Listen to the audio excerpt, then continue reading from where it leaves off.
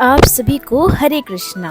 तो इस बार हम बात करने वाले हैं पवित्र रोपणी एकादशी की, जो कि इस वर्ष यानी 2025 को पड़ रही है 5 अगस्त 2025 दिन मंगलवार।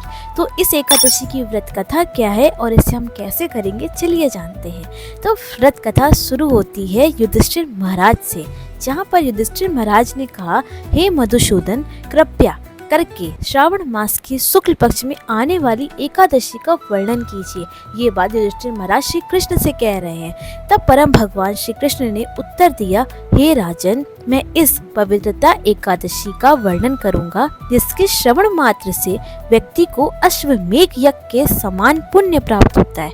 द्वापर युग के प्रारंभ में माहिचिता नामक एक राजा महिष्मतिपुरी नामक राज्य पर राज करते थे। वह अपने समस्त साम्राज्य से सर्वदा खिन्न रहता था। उसका कारण था कि लंबे समय पर अथक प्रयासों व प्रतीक्षा के बावजूद उसका कोई पुत्र नहीं हुआ। समय बीतने के साथ साथ राजा अप्रसन्न व चिंतित होते गए और एक दिन उसने अपनी सभा में सलाहकारों से कहा, मैंने इस जीवन में कोई पाप नहीं किया है, न ही कभी राजकोष में अनुचित साधनों से वृद्धि की है, न ही कभी देवताओं और ब्राह्मणों को अर्पित भेंट हड़पी है। मैंने अपनी प्रजा का पालन अपनी संतान की भांति किया। हे द्विज जीवात्माओं, चूंकि मैं धार्मिक हूँ और वैदिक नियमों का श्रद्धा पूर्वक पालन करता हूँ, फिर भी मेरा घर पुत्र से वंचित है। कृपया इसका कारण बतलाएं।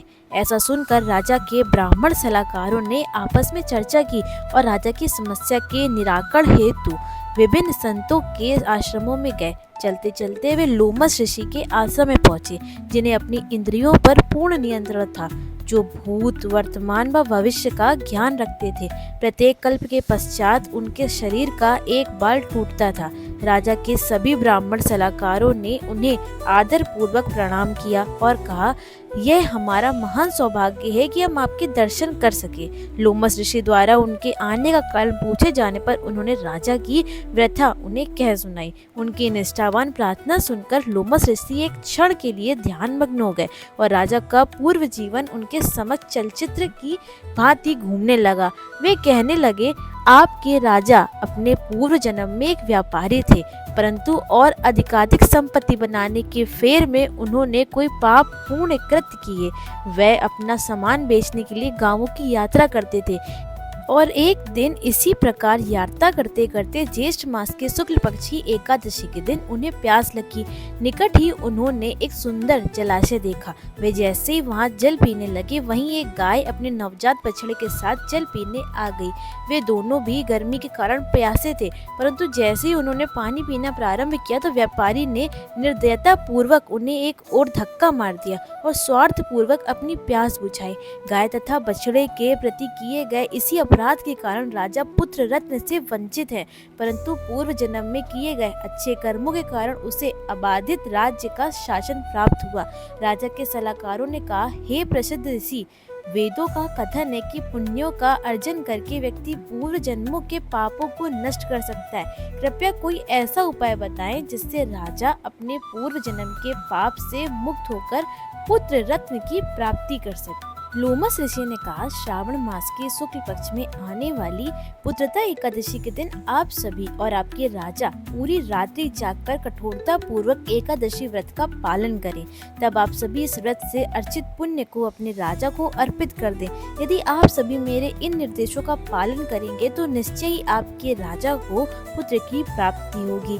राजा के सभी प्रतिनिधि लोमस ऋषि की बात सुनकर अत्यंत हर्षित हुए और ऋषि को प्रणाम करके राज्य को लौट आए। श्रावण मास की एकादशी पर राजा ने समस्त प्रजाजनों के साथ कठोरता पूर्वक व्रत का पालन किया। द्वादशी के दिन प्रजाजनों ने अपना पुण्य राजा को अर्पित किया।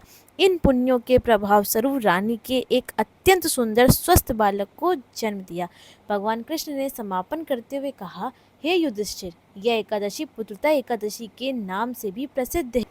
जो व्यक्ति इस पवित्र दिन पुत्रता एकादशी की महिमा का श्रवण या पठन करता है, उसे योग्य पुत्र की प्राप्ति होती है तथा वह मृत्यु के उपरांत स्वर्गलोक को जाता है। संस्कृत भाषा में पु का अर्थ है पु नामक नरक तथा त्र का अर्थ है मुक्त करवाने वाला, अर्थात पुत्र का अर्थ है जो पु नामक नरक से मुक्त करवाए। इसलिए प्रत्येक विवाहित व्यक्ति को पुत्र उत्पन्न करना चाहिए जो उसे नरकीय अवस्था से मुक्ति दिलवाए। परंतु भक्तों पर यह निगम लागू नहीं होता, क्योंकि भगवान स्वयं उनके माता पिता पुत्र बन जाते हैं। चाणक्य पंडित ने कहा है, सत्य मेरी माता, ज्ञान मेरे पिता, धर्म मेरा भाई, दया मेरा मित्र, शांति मेरी पत्नी और क्षमा मेरा पुत्र है। ये 6 मेरे परिवारजन हैं। इस प्रकार भविष्य पुराण से पवित्रता एकादशी की महिमा का समापन हुआ।